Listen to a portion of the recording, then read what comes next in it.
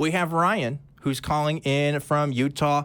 Ryan, you are live on Talk Heathen. What's going on? Hi. So I was watching debates on YouTube between Cosmic Skeptic and Frank Turek. I don't know if you're familiar with those individuals. Yes, I am. Well, I think the debate was on, do morals and reason exist? Yeah. And, I actually lean towards being atheist. I mean, I consider myself an agnostic. And, I was listening to this debate, agreeing with Cosmic Skeptic for the majority. But then Frank Turek,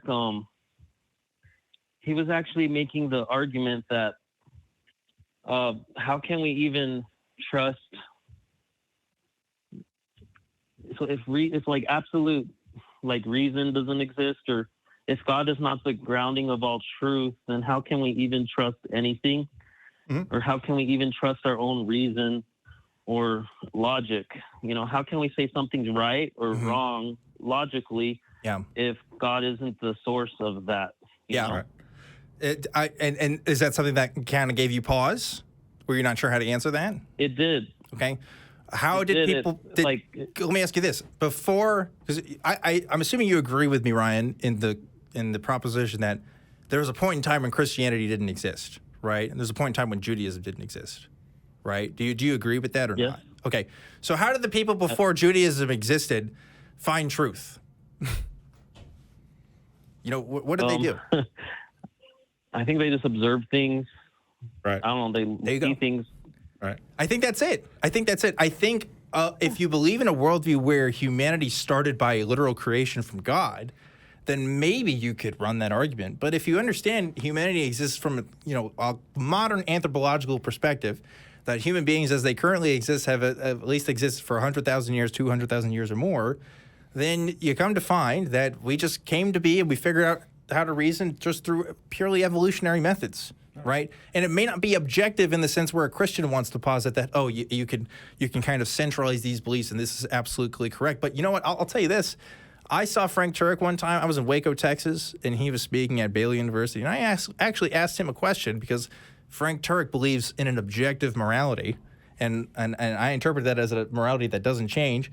I asked him about the passage. I think it's in Numbers, where a guy stones another guy to death for not picking up sticks on a Sunday. I asked him if that was an example of objective morality in action, and he kind of gave this ho-hum answer of like, well, that was the culture of the time. It may have been interpreted as, it was like, if you're interpreting that through the culture of the time, then it's not objective. Like it's either universal to all peoples that you can say that was good or bad, right?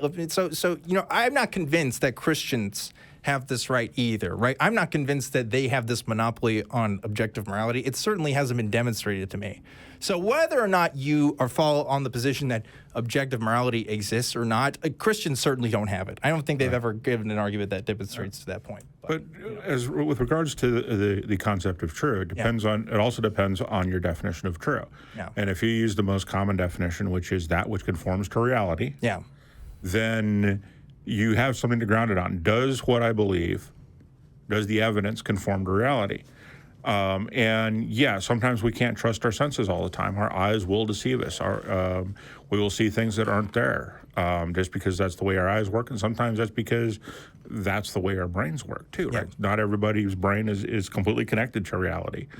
But we do the best we can with what we have. With the senses. And that's how we ground what is true, is what we can demonstrate to be close to reality.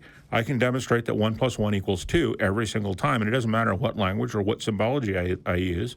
If I take this can and this can and I put them together, I have 2 cans, right? That reality doesn't change. But that's my other question. So, I mean, I understand, our senses have evolved and gotten better over all these thousands of years.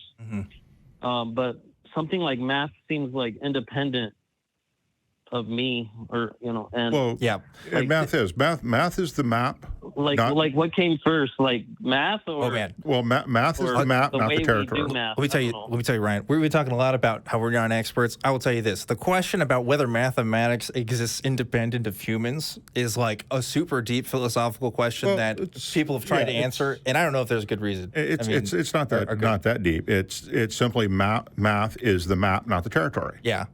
Right. Math describes things. It can describe parabolas, and it can describe the universe and the earliest seconds of it. It can do all kinds of things in terms of description, but that's all it is. It's a map, not the place. Yeah. And scientists run into this all the time, right? And one of the best examples of that is with the Higgs boson, right? Mathematically, they proved the sucker existed, but they still spent billions of dollars to rapidly accelerate particles and smash them together. Now, did they do that partially because it's fun to smash things together? Probably.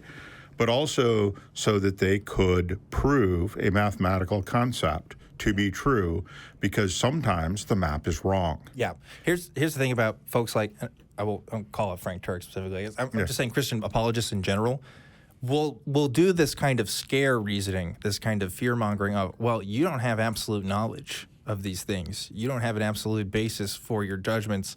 So how can you be sure about anything, right? And this is a common thing you see, and it's to kind of invoke this sense of uneasiness. It's to invoke this sense of, oh, maybe I don't know what I'm talking about. But like philosophers and scientists and just human beings have been wrestling with these questions for longer than we can count, right? Like, it's just been constantly happening, and nobody has it all figured out. Nobody's going to be able to sit here and tell me, well, actually, this is the best reason possible. Like Jim was saying, we have approximations, we have tools that we can use to observe the things around us. But again, I go back to this idea.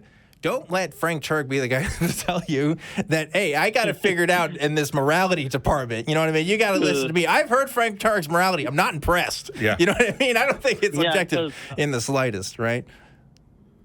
Yeah, I know he's a big homophobe. I've heard him like years ago, and then I was really surprised when he said this argument, which made me pause for a second. Yeah, and it's you know, like when you grew up, and I don't know your backstory, Ryan, but for somebody like me who grew up as a Christian and who was literally told that you could not interpret morality without a Christian lens, like that does give you pause when suddenly other people are trying to say, well, actually, this is good. Like homosexuality is actually fine, and you should be able to tolerate it.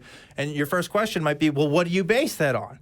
Because your whole basis was the Bible or whatever your church said or whatever. And like that can be hard for people to grasp. But when you realize that morality comes from a multitude of sources, sort of this almost like soup-like thing that people say that they have and sometimes claim is objective, which it almost indubitably turns out not to be.